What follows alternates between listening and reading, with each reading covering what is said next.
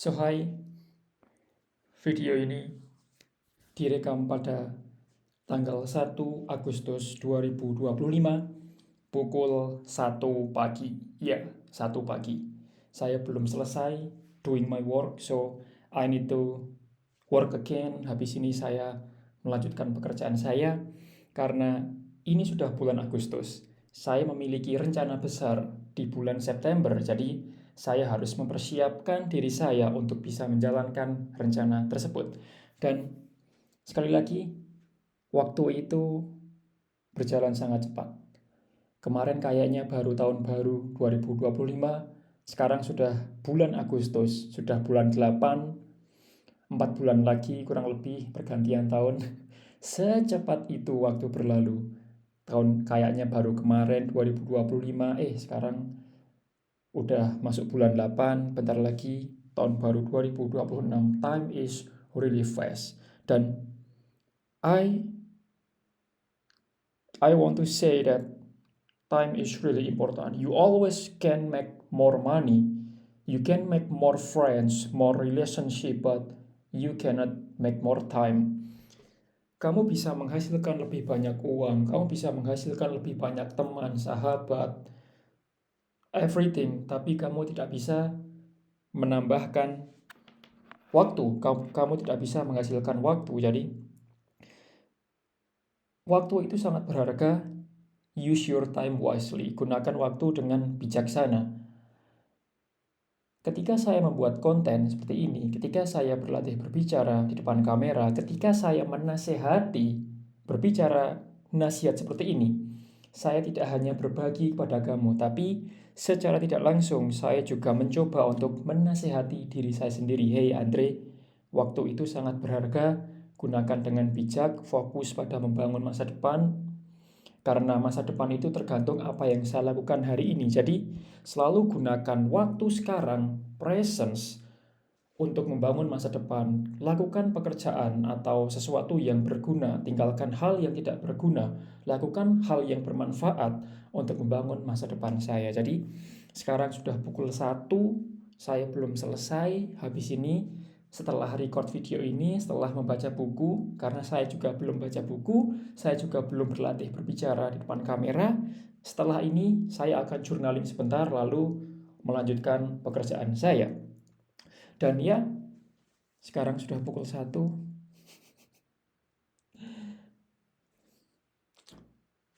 Ketika kita punya mimpi, we need to go all in. Kita harus benar-benar mencurahkan semua tenaga, semua waktu, semua perhatian pada tujuan kita. Karena kerja keras itu tidak satu-satunya cara untuk sukses, tapi fokus. Kalau kita kerja keras pada hal yang salah, hasilnya juga nggak akan maksimal. Tapi kalau kita kerja keras plus fokus pada hal yang baik, pada hal yang berguna, dan meninggalkan lainnya, saya yakin ini akan membantu kita melaju lebih cepat dan lebih jauh lagi. So, kita mulai saja membaca bukunya. 5 menit tidak apa-apa. Yang penting saya menambahkan sedikit ilmu dan juga melatih skill berbicara saya. Dan buku yang saya baca masih sama, Keep Going, by Austin Kleon. 10 Ways to Stay Creative in Good Times and Bad Times. Pekerjaan sejatimu adalah bermain. Semua anak belajar tentang dunia lewat bermain. Permainan anak merupakan istilah yang kita gunakan untuk menggambar hal-hal yang mudah. Tetapi kalau benar-benar menyaksikan anak-anak bermain, ia sama sekali tidak mudah. Bermain adalah kerja seorang anak, sebagaimana yang dikatakan oleh Maria Montessori.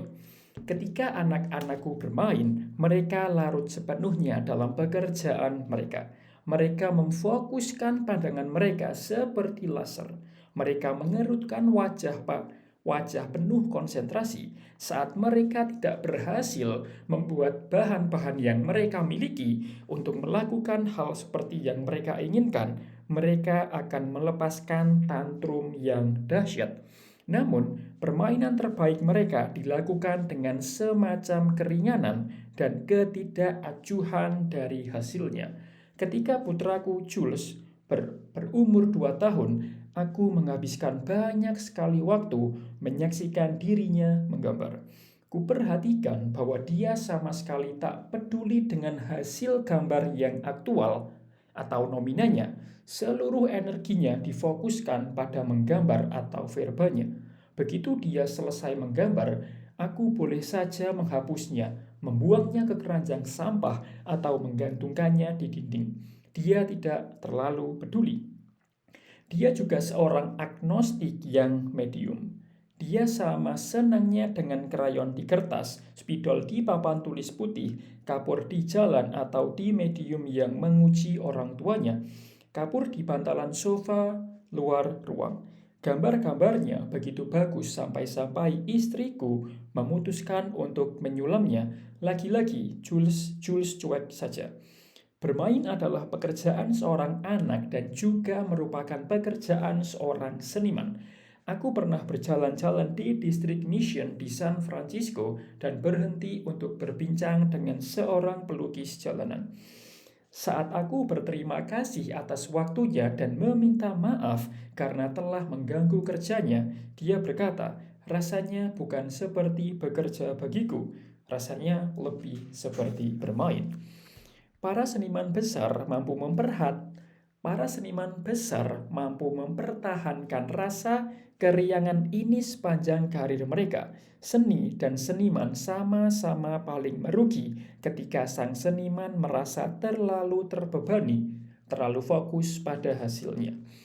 Ada sejumlah kiat untuk menjaga keceriaan dan kembali ke kondisi bermain serupa anak kecil. Sang penulis Kurt Vonnegut menulis sebuah surat untuk sekelompok siswa SMU dan menugasi mereka pekerjaan rumah berikut. Tuliskan sebuah puisi dan jangan tunjukkan kepada siapapun. Sobek menjadi serpihan kecil dan buang ke keranjang sampah.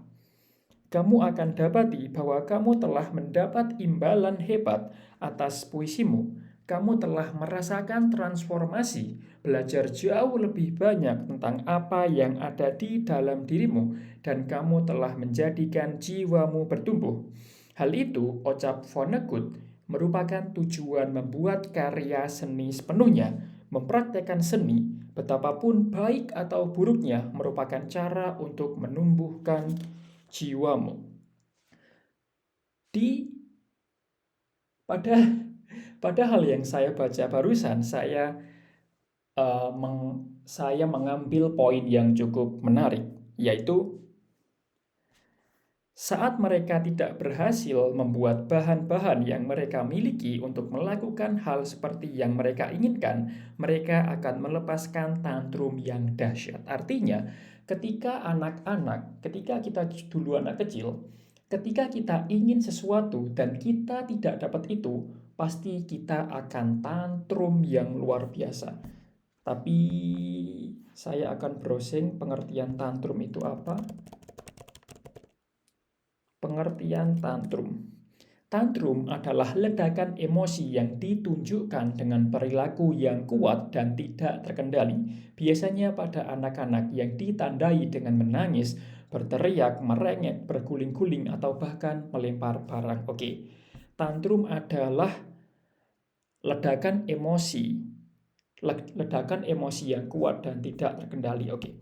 Poinnya di sini adalah ketika kita masih kecil dulu, kita ingin sesuatu, tapi ketika kita tidak mendapatkan itu, kita pasti akan tantrum, emosi kita meledak.